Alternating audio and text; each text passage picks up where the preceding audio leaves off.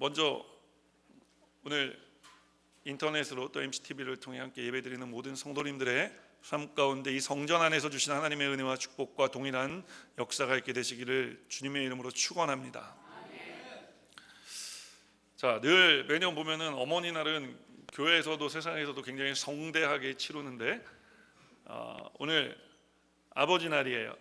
우리 교회는 공교롭게도 6월 셋째 주가 교회 창립 기념 주일이라 늘 아버지 날도 잊고 지나간 적이 많았는데 제가 안 되겠어요.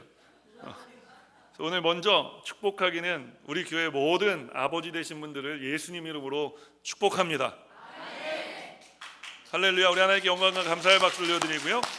무엇보다 우리 아버지 되신 하나님께 우리 큰 영광과 감사의 박수를 올려드립니다. 자, 우리 한 번 더 박수 쳐야 되는데요. 뭐냐면 오늘 우리 교회가 창립 40주년을 맞이한 주일입니다. 40년 동안 우리와 한결같이 함께 해주신 하나님께 다시 한번 큰 영광과 감사의 박수 올려드립니다. 할렐루야. 저는 이제 순복음 중앙교회 와서 세 번째 창립 기념주일을 보내고 있지만 우리 교회 성도님들 중에 많은 분들이 30년 이상 또 almost 40년 가까이 우리 교회를 섬기고 계신 것으로 알고 있어요. 그러니까 저에게도 의미 있는 날이지만 우리 성도님들에게 오늘 더 의미 있는 날인 줄 믿습니다. 지난 40여 년 동안 참 수고 많이 하셨어요. 고생 많이 하셨습니다. 또 온 지 얼마 안 되신 분들도 계시지만 이제 앞으로 40년이 또 기다리고 있기 때문에 우리가 함께 이 날을 축복하고 지나간 40년을 하나님께 감사하고 또 다가올 40년을 우리가 함께 준비하는 귀한 시간을 갖기 원합니다. 그래서 저는 오늘 여러분과 함께 선포한 사도행전 2장 42절로 47절까지의 말씀을 가지고 다시 한번 따라하겠습니다. 우리 교회 이보다 더 좋을 수 있다. 이와 같은 제목으로 말씀의 은혜를 나누기 원합니다. 사랑하는 여러분, 우리 교회는 지금보다 더 좋은 교회가 될 수 있는 줄 믿습니다. 오늘 어떻게 해야 그렇다면 우리 교회가 더 좋은 교회가 되어질 수 있을까요? 첫 번째로 따라하겠습니다. 꿈이 있어야 합니다. 꿈이 있어야 하는 것입니다. 과연 그런지 오늘 우리가 말씀 42절 말씀 함께 읽겠습니다. 그들이 사도의 가르침을 받아 서로 교제하고 떡을 떼며 오로지 기도하기를 힘쓰니라. 오늘 우리가 읽은 사도행전 2장 42절로 47절의 말씀은 초대교회의 모습을 우리에게 담아내고 있습니다. 오늘 이 읽은 본문의 말씀들을 여러분 한번 눈을 감고 가만히 생각해 보세요. 그냥 머릿속으로 한번 그려보세요. 초대교회의 모습이 어땠는지. 모이기에 힘쓰고 만나면 그렇게 반가워서 함께 부둥켜 안고 예배 드리고 손을 맞잡고 통성으로 기도하고 또 음식을 나눠 먹고 하나님을 칭송하는 그 칭송함이 끊어지지 않는 그 모습. 우리가 머릿속에 그리는 초대교회의 모습은 역동적인 모습입니다. 역동적이라는 거, 다이나믹이 있었다는 거예요. 여러분, 우리의 신앙생활이 정체되지 않고 다이나믹한 신앙생활 되기를 주님의 이름으로 축복합니다. 지난 40년도 다이나믹했지만 앞으로 다가오는 40년에 더 다이나믹한 하나님의 은혜와 축복의 역사가 우리 가운데 우리 교회에 있게 되기를 주님의 이름으로 축원합니다. 자, 교회가 역동성이 있었다, 다이나믹함이 있었다라는 것은 여러분 한 가지 이유밖에 없어요. 그 교회가 성령 충만했기 때문에 그런 것입니다. 우리 순복음 중앙교회가 성령 충만한 교회가 되기를 원합니다. 지금까지도 성령 충만했지만 앞으로도 성령 충만한 교회가 되기 원합니다. 사실 초대교회는 오순절날 마가다락방에 임할 성령 충만함의 역사로 인해 시작된 것 아닙니까? 그러니까 교회 내 성령 충만함이 없으면 교회가 더 이상 아닌 거예요. 여러분, 우리 교회가 성령으로 충만한 교회가 되기를 위해 우리가 모여 예배할 때마다 힘써 기도하고 주여 우리에게 성령의 충만함을 주시옵소서, 우리 교회에 성령의 충만함을 부어 주시옵소서, 우리가 기도하고 또 기도하는 삶을 살아가야 할 줄 믿습니다. 성령 충만하고 다이나믹해지면 여러분 움직임이 있다는 것은 무엇을 향해 옮겨가고 있다는 것 아닙니까? 무엇인가를 향해 가고 있다는 얘기 아닙니까? 여러분, 이 가고 있는 곳이 어디입니까? 하나님 우리에게 주신 꿈을 향해 가는 줄 믿습니다. 교회를 향한 하나님의 꿈이 있어요. 그것은 무엇이냐? 바로 교회를 통해 성도들의 삶을 통해 예수 그리스도가 나타나는 것입니다. 우리에게 잘 알려진 헨리 나우엔이라는 목사님은 이런 사람을 가리켜 예수님을 생각나게 하는 사람이라고 이야기합니다. 그리고 저는 오늘 여러분에게 그 하나님의 꿈은 우리 모두가 작은 예수가 되어 살아가는 것이라고 말씀드리고 싶습니다. 간절히 바라기는 이 꿈이 하나님 한 분의 꿈으로 끝나지 않게 되기를 않았으면 좋겠습니다. 이 꿈이 오늘 이 강단에서 말씀을 전하고 있는 황 목사 한 사람의 꿈으로 끝나지 않기를 원합니다. 이 꿈이 우리 교회 이 자리에 모인 우리 모든 성도님들의 우리가 함께 꾸는 꿈이 되기를 주님의 이름으로 소망합니다. 그럼 작은 예수가 되어 살아가는 삶은 어떠한 삶일까요? 그 삶은 먼저 희생하는 삶입니다. 먼저 섬기는 삶입니다. 먼저 사랑하는 삶이에요. 이것이 하나님의 꿈인 이유가 있죠. 왜 그렇습니까? 왜냐하면 우리가 살아가는 세상은 먼저 희생하지 않기 때문에 그렇습니다. 먼저 섬기지 않기 때문에 그렇습니다. 먼저 사랑하지 않기 때문에 그런 것입니다. 세상이 할 수 없는, 또 하지 않는 이 일을 여러분 우리가 꿈꿔야 할 줄 믿습니다. 초대교회는 어떤 교회였습니까? 먼저 희생하고 먼저 섬기고 먼저 사랑하는 교회였습니다. 작은 예수들이 모인 교회였던 것입니다. 오늘 우리 교회는 반드시 지금보다 더 좋은 교회가 되어질 텐데 여러분 어떻게 해요? 하나님이 주시는 이 꿈, 작은 예수가 되어 살아가는 꿈을 꿀 때에 우리 교회는 반드시 지금보다 더 좋은 교회가 되어질 줄 믿습니다. 오늘 그런데 이 초대교회 성도들이요 꿈만 꾸고 있었던 게 아니에요. 여러분 꿈만 꾸면은요 언젠가 그 꿈은 깬다니까요. 그럼 꿈이 꿈으로 끝나지 않고 꿈이 이루어지기 위해서는 무엇을 해야 되느냐? 오늘 초대교회 성도들을 보니까 오늘 42절 말씀을 보니까 성도들이 작은 예수가 되어 살아가기 위해 사도들의 가르침을 받았다라고 이야기를 하고 있습니다. 그리고 그 가르침을 따라 성도들이 모일 때마다 예배했고 예수님 십자가 위에서 나를 위해서 몸짓고 피 흘려주신 그 살과 피를 대함으로 늘 예수님을 생각했고 또 나아가 모여 기도에 힘썼다라고 성경은 우리에게 이야기합니다. 과연 그런지 우리 42절 말씀 다시 한번 읽을까요? 시작. 그들이 사도의 가르침을 받아 서로 교제하고 떡을 떼며 오로지 기도하기를 힘쓰니라. 우리는 오늘 성경에서 초대교회 성도들이 꿈만 꾼 것이 아니라 그 꿈을 이루기 위해 함께 열정적으로 노력하는 모습을 볼 수 있는 것입니다. 꿈은 그냥 이루어지는 게 아닙니다. 꿈은 그 꿈을 향해 끊임없이 움직여 나아갈 때 이루어지는 거예요. 꿈은 함께 꿈꾸는 사람들이 있을 때 이루어지는 것인 줄 믿습니다.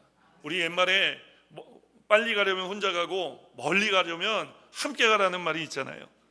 여러분 우리 교회는 이제 지난 40년을 정리하고 새로운 40년 먼 길을 함께 떠나야 하는 그 때에 우리가 함께 서 있는데 함께 앉아 있는데 우리가 함께 이 하나님의 꿈을 꿈으로 말미암아 함께 멀리 걸어가 하나님의 꿈이 우리의 삶을 통해 우리 교회를 통해 이루어지는 그래서 우리 교회가 더 좋은 교회가 되는 삶을 살아가게 되시기를 주님의 이름으로 축원합니다.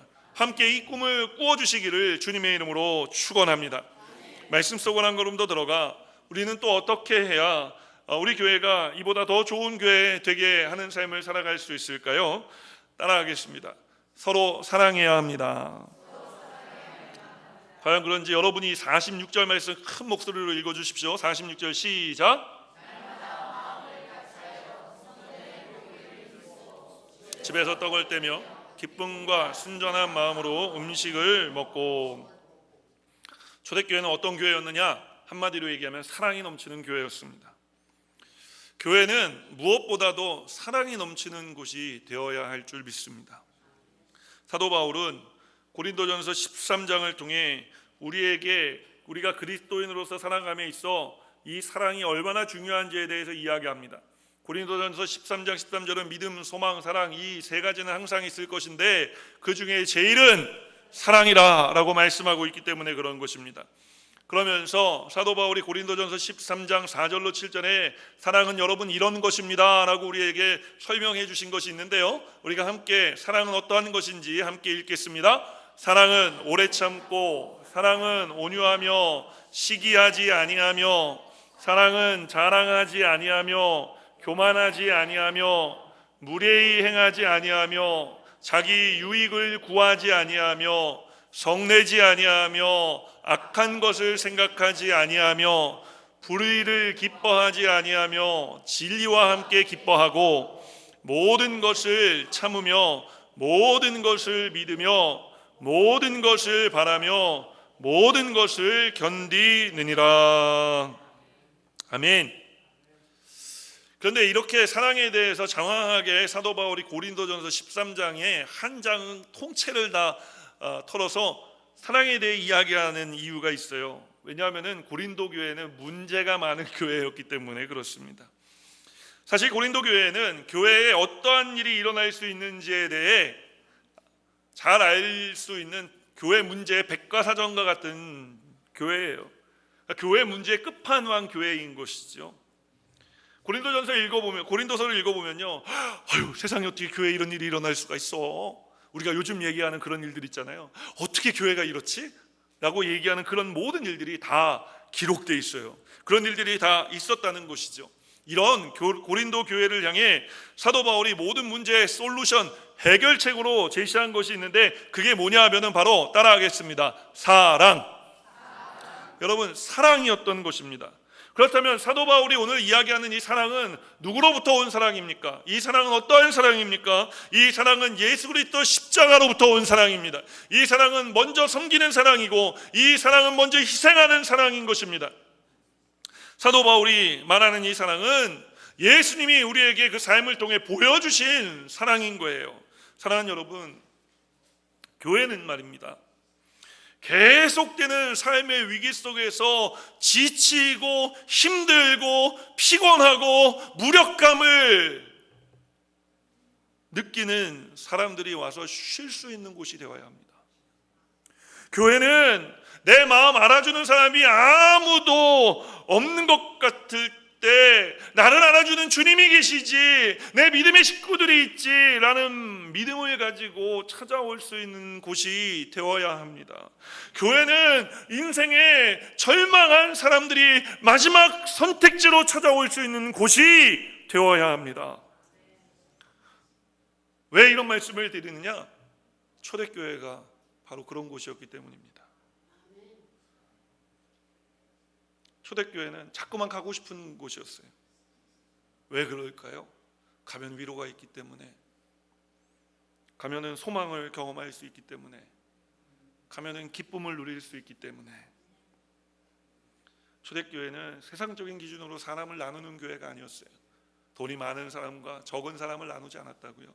남자와 여자를 차별하지 않았습니다. 교회는 많이 배운 사람과 적게 배운 사람을 차별하지 않았어요. 오늘 46절은 뭐라고 이야기합니까?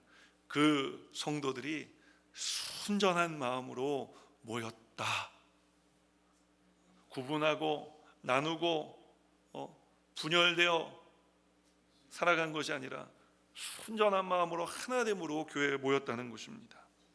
오늘 이 모든 것이 가능할 수 있었던 이유는 그 고린도 교회, 문제 많은 고린도 교회가 그럼에도 불구하고 성경에 기록된 놀라운 하나님의 사명과 사역을 감당할 수 있었던 교회가 될 수 있었던 것은 그리스도의 사랑이 함께 있었기 때문인 것입니다. 예전에 제가 섬기던 교회에서 매주 주일 오후에 홈리스 사역을 나갔어요. 그때 와이키키 비치에 나갔는데 매주 150명에서 한 200명의 홈리스들을 저희들이 섬겼습니다. 미국 사람들은 샌드위치 같은 거 하나 이렇게 만들어 갖고 가지만 한국 사람들은 또 쿡을 해 가잖아요. 그러니까 교회에서 그 캔을 따는 것부터 얼마나 이 보통 일이 아닙니다. 큰 다라에다가 두 솥을 음식을 만들어서 나가는 거예요.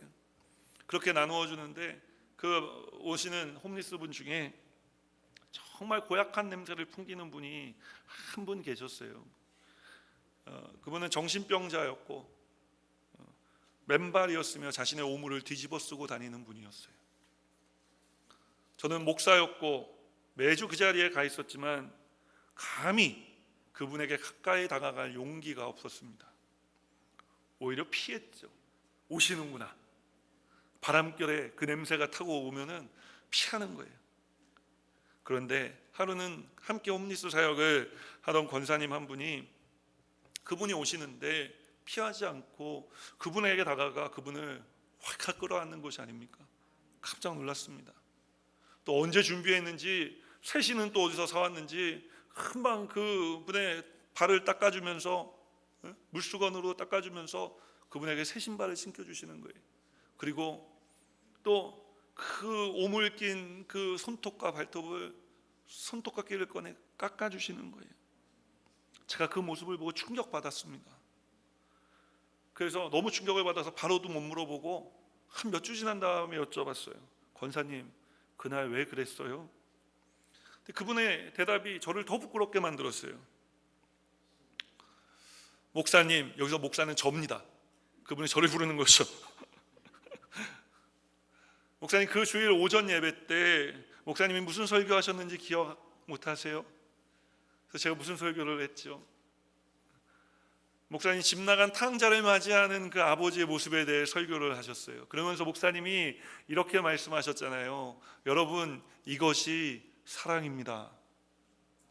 이것이 사랑입니다. 저는 제가 설교를 했는데 행동하지 못했어요. 그런데 그 권사님은 설교를 듣고 말씀대로 그 사랑을 실천했습니다. 사랑하는 여러분, 사랑은 생각하는 것이 아니고, 사랑은 마음 먹는 것이 아니고, 사랑은 실천하는 거예요.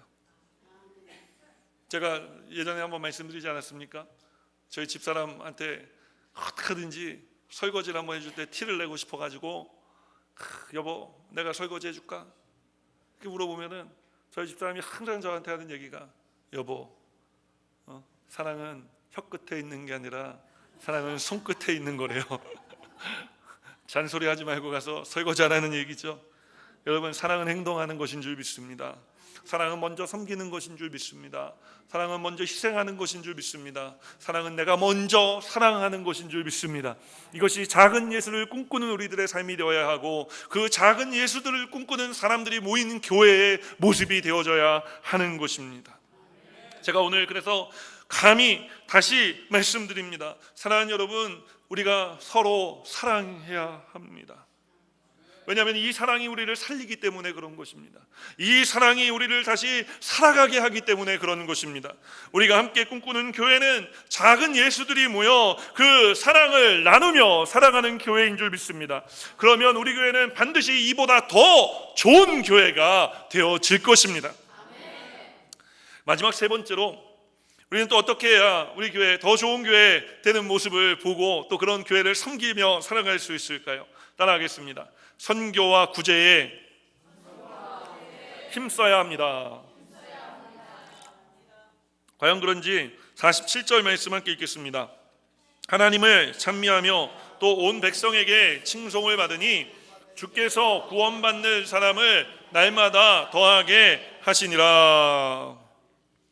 여러분, 교회는 선교와 구제를 해야 되는 곳입니다. 여러분, 이것을 믿으시기 바랍니다. 예전에 제가 한국에서 청년 목회를 할 때 이야기예요. 청년들이 한 100명 정도 모여있는 공동체를 담당하게 되었는데 규모는 작은 규모지요. 그런데 구역도 잘 나누어져 있고 꽤 짜임새가 있어 보이는 그런 공동체였습니다. 예배 후에 구역 모임을 얼마나 청년들이 열심히 잘하는지요. 이야기를 들어보니까 주중에도 자기네들끼리 막 만나서 교제한다는 거예요. 참 기특하다는 생각이 들었습니다. 그런데 불과 몇 달이 지나지 않아 제가 공동체의 모든 리더십들을 모아놓고 불같이 화를 내야만 했었던 이유가 생겼어요. 뭐 때문이었냐면은, 아니, 새 가족이 교회 와서 사주교육을 수료하고 그래서 구역으로 보냈는데, 구역으로만 보내면 잘 나오던 새 가족들이 나오질 않는 거예요. 이상하다 싶었죠. 그런데 하루는 구역장 몇 명이, 청년 구역장 몇 명이 저를 찾아와서 이런 항의를 합니다. 목사님, 자꾸만 준비가 안 된 새 가족을 보내시면 구역 식구들이 기도 제목도 못 내놓고 도대체 깊이 있는 나눔을 할 수가 없어요. 그래서 우리가 구역 모임하기가 너무 힘들어졌습니다. 그 다음 말이 저를 굉장히 분노하게 했는데 무슨 말이었냐면 새 가족을 보내지 말아주세요. 제가 얼마나 기가 막혔는지 모릅니다. 그런데 여러분, 이 기가 막힌 일들이 오늘날 교회에서 어렵지 않게 찾아볼 수 있는 모습이 되어져 가고 있다는 거예요. 복음 전파에는 관심이 없고 그냥 자기네들끼리 좋은 교회를 만들어가고 있는 거예요. 여러분, 복음이 전파되지 않는 교회, 선교가 이루어지지 않는 교회, 구제함이 없는 교회를 우리는 교회라고 부를 필요가 있을까요? 그냥 동호회지요, 침묵회지요. 불신자가 예수 그리스도를 영접함이 없는 그 교회를 교회라고 부를 수 없습니다. 헐벗고 굶주린 사람들을 향해 먼저 다가가 그 손을 잡아주지 않는 그 교회를 여러분 교회라고 부를 수 없는 거예요. 초대교회, 여러분 하던 일 딱 두 가지밖에 없어요. 복잡한 일이 아닙니다. 초대교회에서 했던 두 가지 일은 뭐냐? 그것은 바로 따라합니다. 선교, 구제. 선교와 구제 두 가지밖에 안 했어요. 교회의 기능을 상실한 교회는, 선교와 구제를 상실한 교회는 더 이상 교회가 아닌 것입니다. 오늘 성경의 초대교회는 무슨 사람들로부터 칭송을 받는 교회였다라고 이야기를 합니다. 여러분, 요즘 교회는 어떻습니까? 세상 사람들 칭송을 받는 교회가 아니라 세상 사람들로부터 염려와 걱정을 듣는 교회가 되고 있지 않습니까? 그러다 보니 날마다 주를 믿는 자들의 수가 더해지는 초대교회 역사는 온데간데 없어지고, 이제는 날마다 주를 믿는 자들이 빠져나가는 것을 뒤에서 틀어막기에 급급한 교회가 되어지고 있는 것입니다. 교회가 왜 이렇게 되었습니까? 하나님께서 교회에 주신 사명을 실천하지 않기 때문에 그러는 것입니다. 선교하지 않아서 그런 거예요. 여러분, 복음을 전하지 않아서 그런 거라고요. 구제하지 않아서 그런 것입니다. 세상 사람들이 교회를 걱정하는 소리를 한번 들어보십시오. 그 걱정 잘 들어보면 이런 이야기 아닙니까? 당신들은 그래도 우리와는 달라야 되는 것 아닙니까?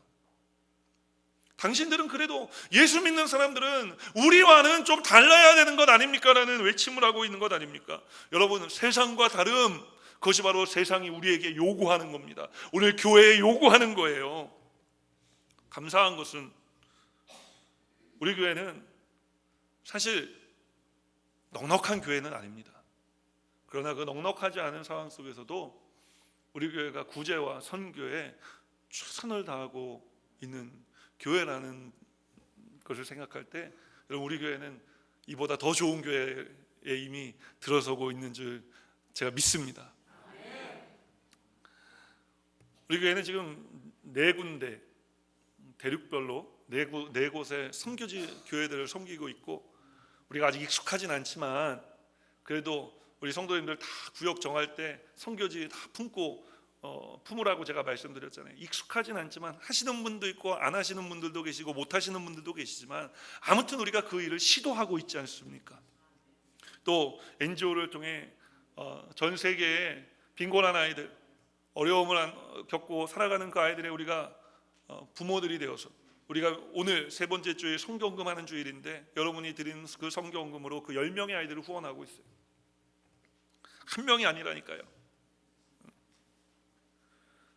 뿐만 아니라 때때로 우리 성도님들이 또 이렇게 어려운 사람들을 위해 써달라고 물건으로 또 헌금으로 맡겨주시는 분들이 있어요.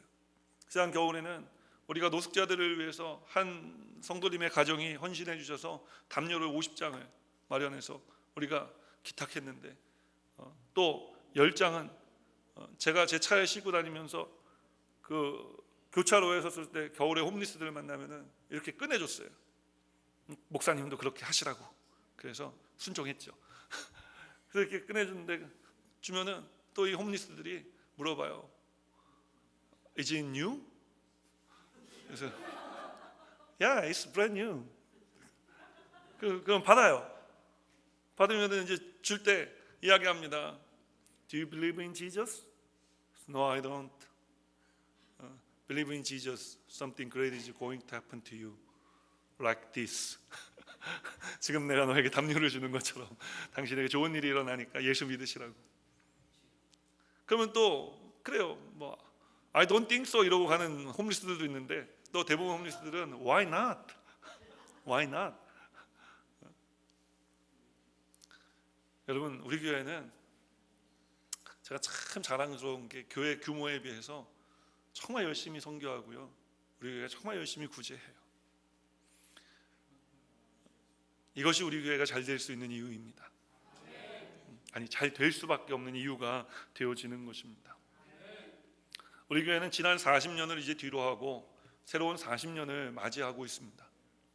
아주 중요한 모멘텀이에요. 왜냐하면 하나님께서 이스라엘 백성들을 40년 동안 광야에서 훈련시키셨어요.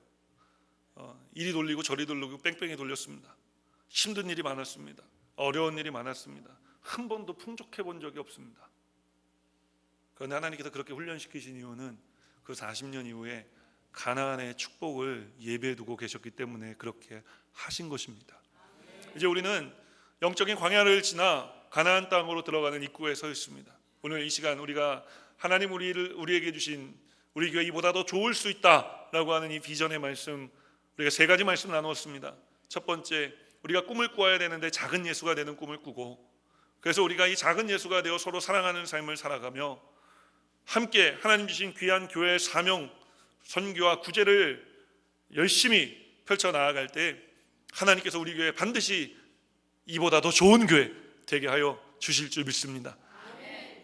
저는 짧게 지난 3년 동안 봐왔지만 지난 3년 동안도 우리 교회는 참 좋은 교회가 되어왔습니다.